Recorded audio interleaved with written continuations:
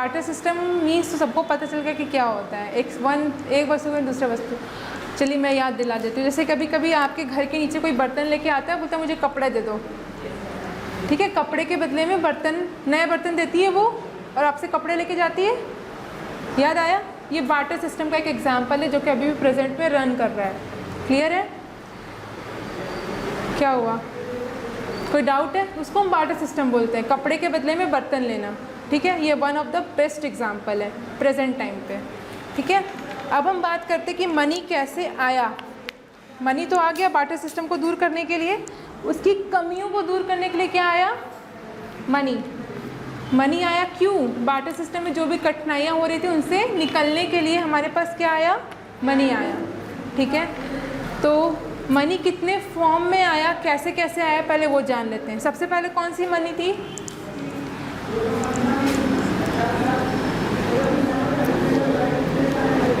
Commodity ऐसे money, commodity ऐसे money work करती थी, ठीक है। उसके बाद कौन सा आया? कोई बताएगा? कमोडिटी मनी के बाद कौन सा मनी आया? पूछ सकता है, पूछने को तो कुछ भी पूछ सकता है, आपको बस पता होना चाहिए, इंट्रोडक्शन है ये, ठीक है। इसके बाद कौन सी मनी आई होगी? मेटालिक मनी, जिसको धातु मुद्रा बोलते हैं, ठीक है। मेटालिक मनी के बाद कौन सी मनी आई होगी? नॉन मेटेलिक या पेपर मनी, ठीक है। पेपर मनी जो भी आप बोले गांधी जी, ठीक है, ये वाला, इसमें गांधी जी बने हैं, ठीक है, पेपर मनी। उसके बाद डिजिटल मनी, ठीक है। इसके बाद कौन सी मनी आई? क्रेडिट मनी, ठीक है। क्रेडिट मनी का एग्जांपल कौन देगा? क्वेश्चन बन सकता है एग्जाम में, which one of the example of credit money, इसलिए मैं बता रही हूँ।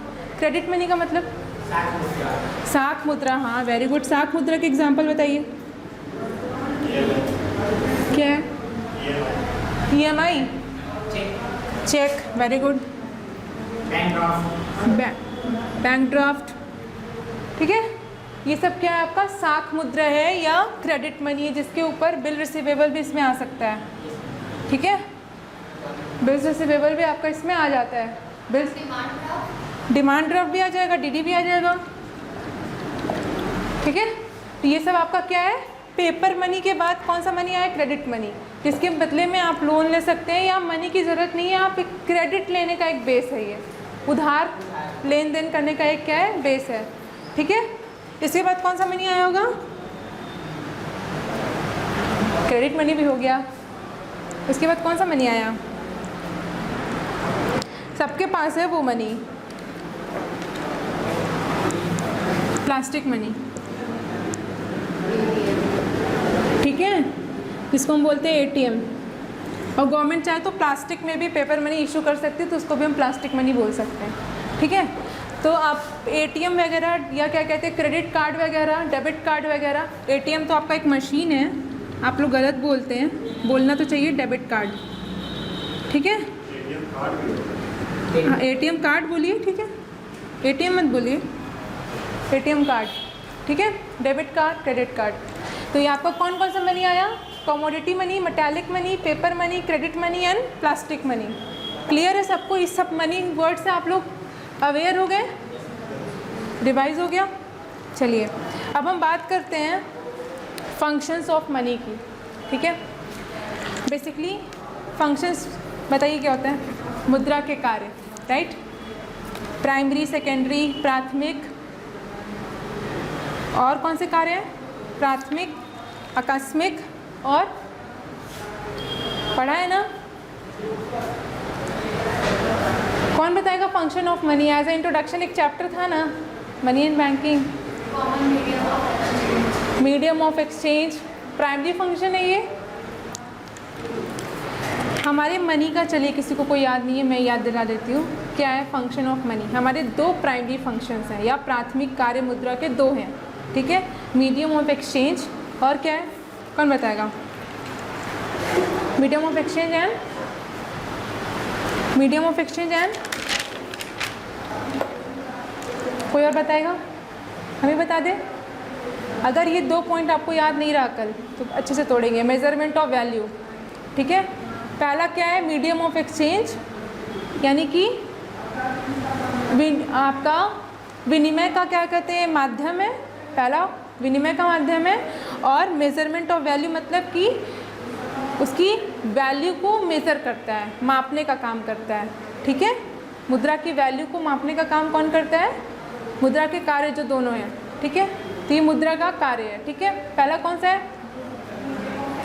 Medium of exchange and measurement of value. चलिए अब आप लोग इसके बारे में बताएंगे। हेडिंग डालिएगा function of management, money, sorry management पढ़ाते पढ़ाते मैनेजमेंट रट गया है, ठीक है। फंक्शन ऑफ मनी, टाइम लगेगा मुझे। फंक्शन ऑफ मनी में आपका कौन सा पहला आएगा, primary function.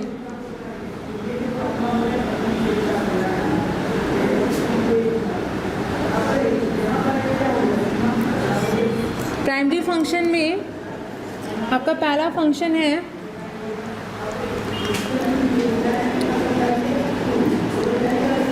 Medium of exchange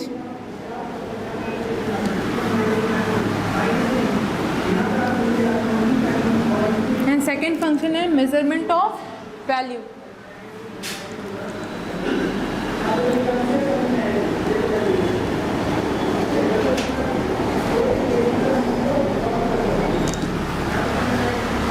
ठीक है, इसमें से एमसीक्यू आ सकता है, ठीक है। तो ऊपर लिख लीजिएगा एमसीक्यू, हैशटैग एमसीक्यू।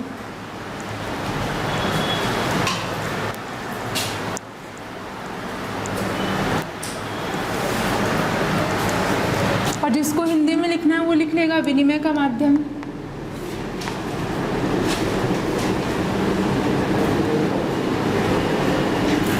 और मेजरमेंट ऑफ वैल्यू यानी कि वैल्यू को मापना। वैल्यू मीन्स क्या हो जाएगा आपका,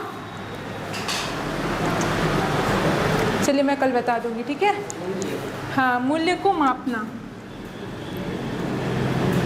मूल्य को मापना, ठीक है।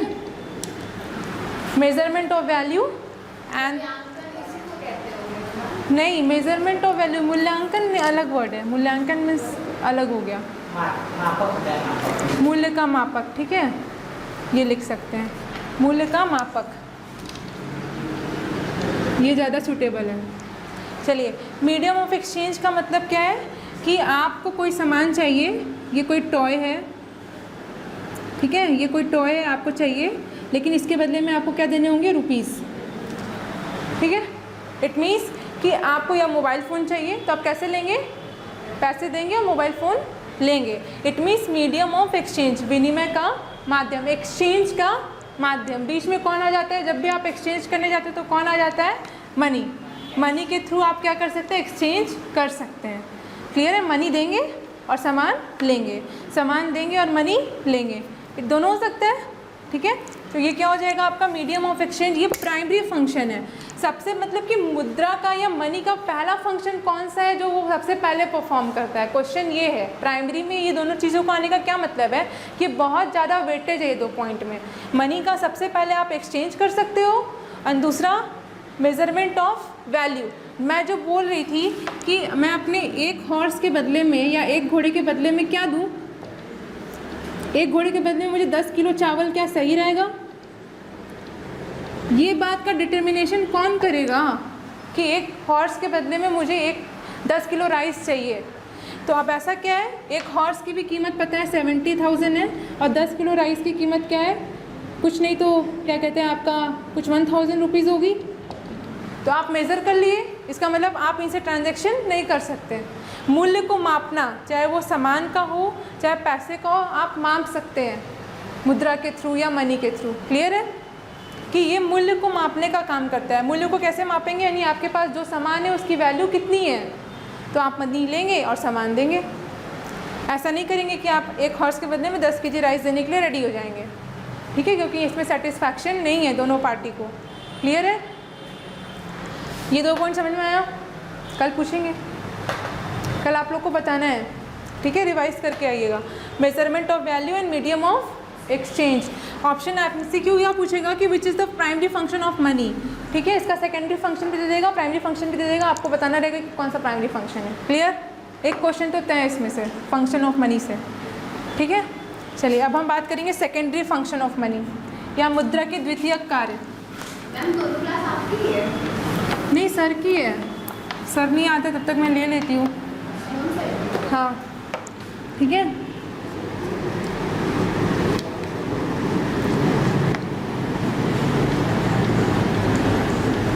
सेकेंडरी फंक्शन ऑफ मनी क्या है? नहीं पता? सेकेंडरी फंक्शन ऑफ मनी मैं बता देती हूँ, ठीक है। जैसे मनी दो काम करती है प्राइमरी फंक्शन, वैसे ही मनी सेकेंडरी फंक्शंस भी कुछ परफॉर्म करती है, ठीक है। तो हम बेसिकली किसके बारे में बात करें? मनी के फंक्शंस के बारे में बात कर रहे हैं, ठीक है। चलिए, तो मुद्रा के जो सेकेंड फंक्शंस हैं हम उसके बारे में बात करें। सेकेंडरी फंक्शंस हमारे कौन कौन से हैं? आपको कुछ याद है? सब गोल गोल हो गया? 11th में पढ़े थे? अच्छा, चलिए मैं बताती हूँ। सबसे पहले लिख लीजिएगा standard for deferred payment. Standard for deferred payment, ठीक है। दूसरा आपका क्या है? Store of value.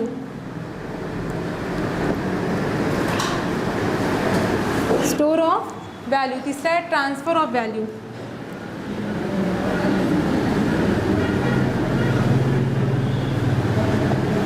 Secondary function is standard for deferred payment, store of value and transfer of value.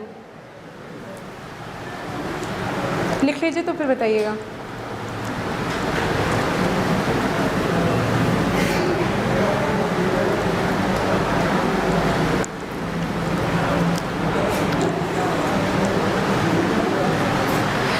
हो गया सबका? स्टैंडर्ड फॉर डेफर्ड पेमेंट का क्या मतलब है? ये डेफर्ड पेमेंट मैम आप क्या लिखी है, नहीं समझ में आ रहा है। सही बोल रहे हैं? डेफर्ड पेमेंट ही नहीं समझ में आ रहा है। स्टैंडर्ड तो 2 दिन से पढ़ रहे हैं, बजटरी स्टैंडर्ड, स्टैंडर्ड क्या क्या हो रहा है, ठीक है। ये नहीं समझ में आ रहा मैम डेफर्ड पेमेंट क्या है। डेफर्ड पेमेंट का मतलब क्या है? बेसिकली वन वर्ड आंसर है फ्यूचर पेमेंट।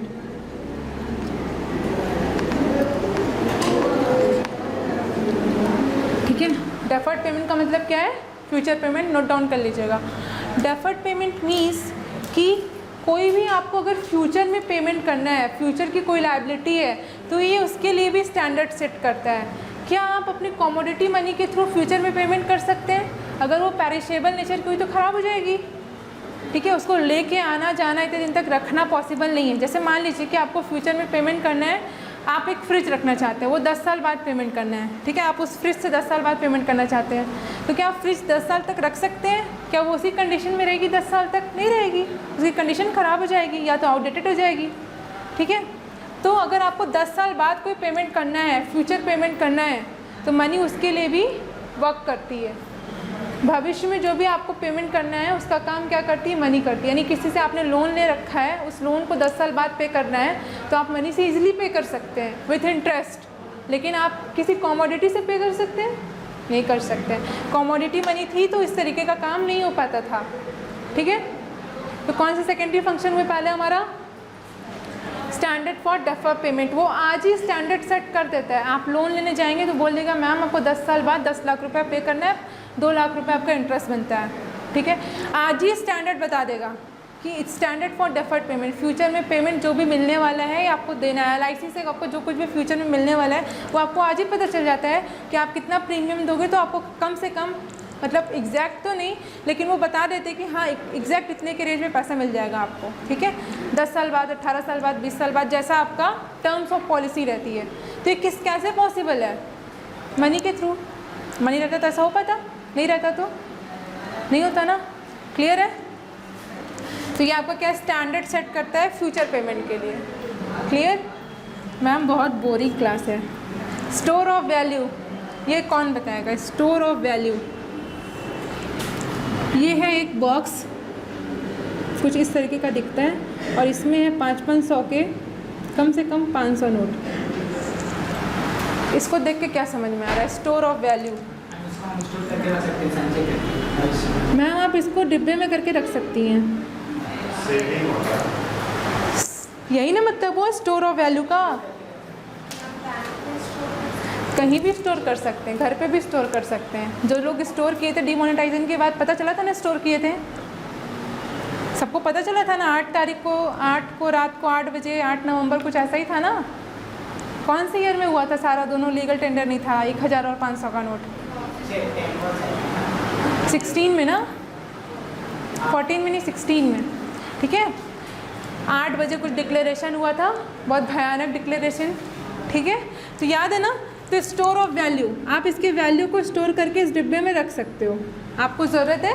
लेकिन अगर कोई कमोडिटी है, क्या आप उसको स्टोर करके रख सकते हैं बहुत दिनों तक? नहीं रख सकते, वो पैरिशेबल होगी तो ख़राब हो जाएगी, ठीक है। तो यहाँ पे हम गोल्ड की बात नहीं कर रहे हैं, गोल्ड तो मेटेलिक मनी में आ जाएगा, ठीक है। तो ये क्या हो गया आपका कि आपका स्टोर ऑफ वैल्यू, आप उसकी वैल्यू को स्टोर कर सकते हैं और इस पर बहुत अच्छा अर्निंग भी कर सकते हैं, ठीक है। वो प्रोडक्टिविटी ऑफ मनी होगा। लेकिन जो सेकेंडरी फंक्शन बता रहा है वो क्यों सेकेंडरी है, ये प्राइमरी क्यों नहीं है? क्वेश्चन तो ये बन सकता है ना। लेकिन कुछ गिने चुने फंक्शन को सेकेंडरी में रखा गया और वो हमेशा सेकेंडरी में ही रहते हैं। MCQ बन सकता है इससे, ठीक है। तो ये आपका standard for deferred payment, store of value, ठीक है। अब आप बताएंगे ट्रांसफ़र ऑफ वैल्यू, ये तो बहुत ईजी है। ट्रांसफ़र ऑफ वैल्यू बताइए कैसे ट्रांसफ़र करते हैं। ये एक मशीन है जो कुछ इस तरीके से दिखाई देती है। यहाँ पे कुछ आप क्रेडिट कार्ड इंसर्ट, अपना डेबिट कार्ड इंसर्ट करते हैं और यहाँ से एक बिल निकलता है, सबको याद है। यहाँ कुछ बटन्स होते हैं, यानी कि यहाँ आपने अपना डेबिट कार्ड इंसर्ट किया और ये मनी आपके ट्रांसफ़र हो गई किसके अकाउंट में, जिसके जहाँ से आपने ट्रांजैक्शन किया है। या आपने जिस पेट्रोल पंप से पेट्रोल भराया, आपने वहाँ पे अपना डेबिट कार्ड दिया और वो पेट्रोल पंप वाले के खाते में पैसा चला गया। ट्रांसफ़र ऑफ वैल्यू, आप चाहे तो वैल्यू को ट्रांसफ़र कर सकते, ईजिली ट्रांसफरेबल, ठीक है। ईजिली ट्रांसफरेबल होता है, क्लियर। हाँ हाँ मैम हो गया, देख रहे। ये क्या होता है आपका? ईजिली ट्रांसफरेबल होता है, क्लियर। चलिए ये आपका 3 सेकेंडरी फंक्शंस मैंने आज फिनिश कर दिया और प्राइमरी फंक्शंस ख़त्म कर दिया, ठीक है। क्लास रिव्यू कर लेते हैं। उधर का 3 टॉपिक मैंने कंप्लीट किया, ठीक है। कल पूछेंगे सब कुछ। और आपका ये 3 point secondary function, primary functions के 2 पॉइंट, टोटल 5 फंक्शंस हम लोगों ने कर लिए, ठीक है। अब कुछ 3-4 फंक्शंस आपके कंटिजेंट फंक्शन है, ठीक है, उसको करेंगे कल। चलिए जब तक के लिए बाय बाय।